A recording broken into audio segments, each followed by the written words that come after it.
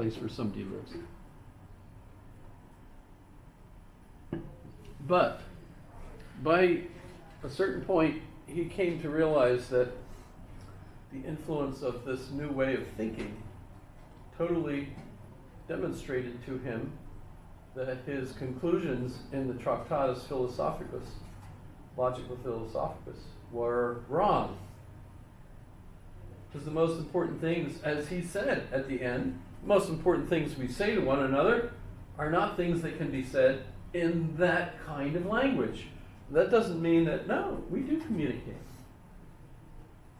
So he addressed that and moved into the issue of what now we call ordinary language analysis.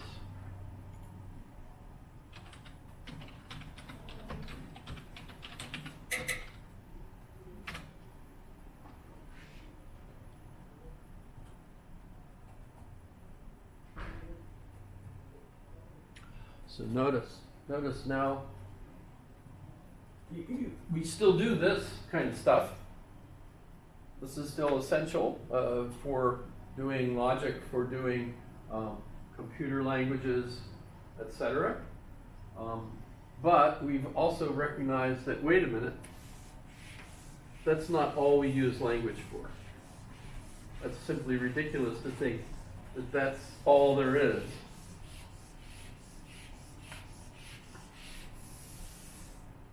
And that resulted in his second book, which was published after he died.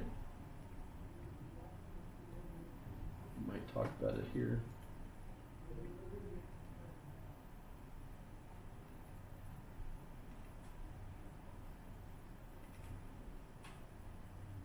Well, notice now what happens, it becomes pragmatist. So the whole business that we've gotten from James and Charles Sanders Peirce especially, that language is its use, the meaning of a word is its use in a particular context, not just true or false, but how is it used in a particular context, in a rich human environment. That's interesting, and the whole business of trying to understand that becomes way more complex, but actually really, really important. And so that's where ordinary language analysis moves on. And there's lots and lots of continuation in where that goes.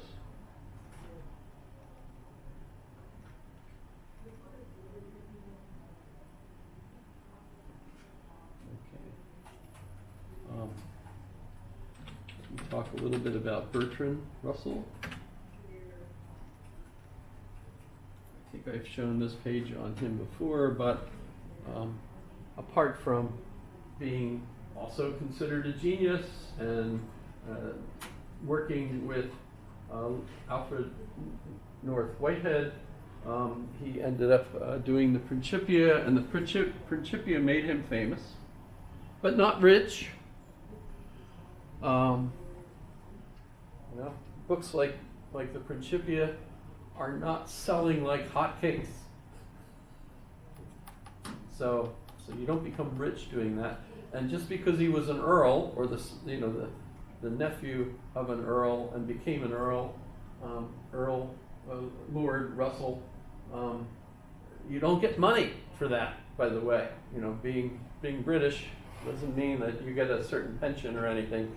No, in fact, he was flat broke, and as a result, even though he had Wittgenstein as his mentee, who was his prodigy, who was going to take over the job of hard analytic philosophy, and then disappointed him because once he got back and said he's back and he's going to do more philosophy, he basically disagreed with the whole project, and that of course blew Russell's mind. He was so disappointed because he had counted on Wittgenstein to take this project on and solve the problems that he couldn't, because he was no longer mentally capable of it.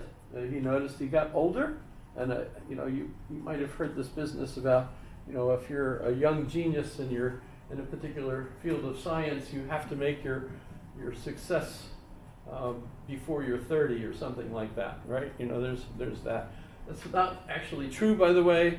There's plenty of examples of people that come up with fantastic things much later. Think about Kant, for example, in his 50s, waking from his Wolffian rationalist slumbers, and that's when Kant did all the things that he's famous for. But Russell basically was out of doing that kind of abstract thinking, and he went on to write all kinds of things that were very popular. By the way, Wittgenstein said, "Why are you writing this crap?" Because it wasn't any good as far as Wittgenstein was concerned. But Russell was discovering that he could actually make a lot of money writing all these books about philosophy, which were written for a popular audience. And he did. In fact, he went on speeches. He traveled across the United States giving speeches at various places.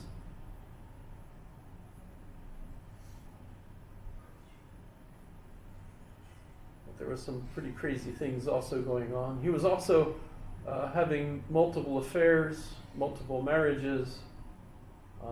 He had some other... He got in trouble with the law because he was against wars. So he was in jail for a while, although his butler had to accompany him because he couldn't live without servants. That's just fascinating. By the way, there's Ray Monk has written biographies of both Wittgenstein and Bertrand Russell, and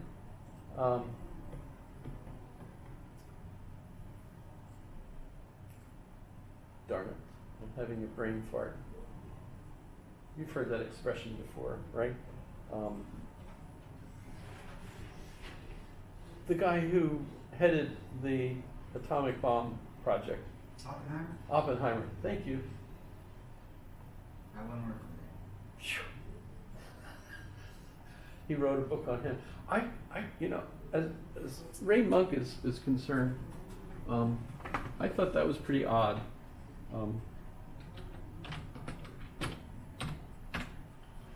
Because when you see when you look at Wittgenstein, The Duty of a Genius, and Volume 1 and Volume 2 on Russell, and then I'm in the bookstore and I saw a book on Robert Oppenheimer. I was like, what? How does that follow? From the Have you seen the movie? Yeah, the movie is not based on his book. Oh, no. In fact, the movie I thought was terrible, because if you're interested in how they figured out how to make a bomb, etc., it doesn't talk about that. Not really. It's more about the personal conflict between him and one of the Princeton deans that was pissed off at him because it looked to him like he broke up his connection with Einstein because he moved in on it, etc. And as a result, I was about to say it's opinion based. as a result, he ended up turning him in as a potential commie, which ended up meaning that he was, once he finished the project, he was no longer able to continue working in that field for the country. So that was like, the movie. Von Braun. I'm not that familiar with von Braun, but Someone started NASA's rocket space. oh yeah, Accused, like after being accused of being a Nazi and stuff. yeah. Well, duh. I know. I'm just saying that's similar. However, so that's just weird. No, I notice he's got other books out. I haven't read all of his books. Oh, that's terrible. Sorry. Okay. So what else do I need to say about Russell? So he continues on writing lots of books for popular consumption, which are basically considered philosophical crap as far as the philosophical community is concerned. In fact, Ray Monk, by the way, got interested in Bertrand Russell by reading Problems of Philosophy, which is one of the books that are considered crap but he really liked it, and so there you have it. They are popular.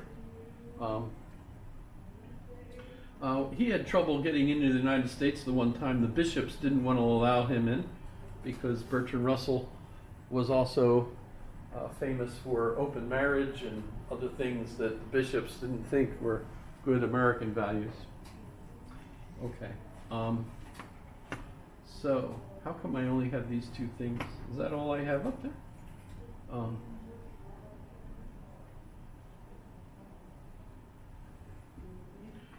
Move on.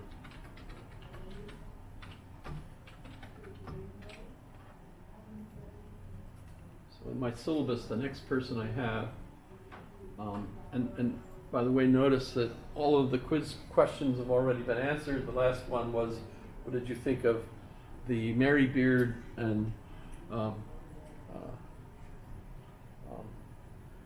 Boris Johnson debate?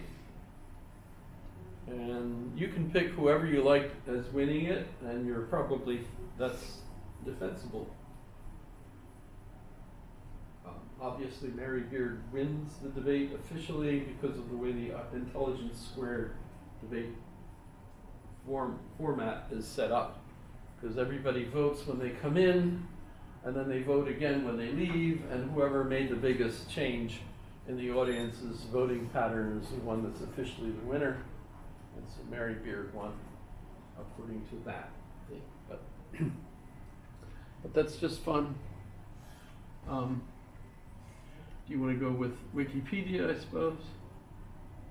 You realize by picking Wikipedia, I'm sort of dumbing down our class. Because if I picked a harder encyclopedia, I would expect more of me, at least. But there's Quine. He died December 25th, year 2000. So I guess one of his kids got him a present that just really shocked him. I don't know. Not exactly what caused him to die. But by the way, did I mention that I did actually see this person in person? In my alma mater, he came and gave a lecture at my class, so I was absolutely, and we treated him like the Pope. Actually not. We didn't have a red or white carpet, but we had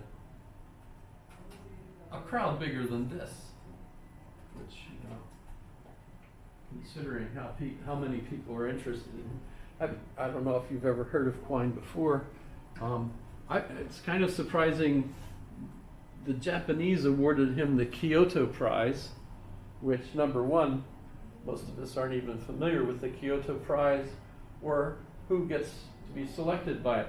Although on my list, Martha Nussbaum is also has won the Kyoto Prize. However, he was born 1908, Akron, Ohio. In his biography, you can see that he goes to Oberlin College and then went on to Harvard. By the way, one of his roommates, his first year roommate, as far as I know, was B.F. Skinner. So if you're in psychology and you've heard of B.F. Skinner, you imagine the two of them being roommates. That's kind of interesting. In fact, the rumor was that Quine must have known what he was planning on studying when he got there, but the rumor goes that Skinner helped him figure out what courses he wanted to take, and he helped Skinner figure out what courses Skinner wanted to take. So, I don't know. World War II, he ended up serving in the Navy, in intelligence. He was stationed in the Washington, D.C. area, and his job was decoding U-boat traffic. So kind of like the American version of Turing, working for MI5, wasn't it, in England. However, then he went back. He also was involved in recruiting individuals from England in order to help them avoid the Nazis. He did that obviously before the war. but I think I mentioned that Tarski was one of the main individuals that he brought back. So his big hit in 1951-52 was Two Dogmas.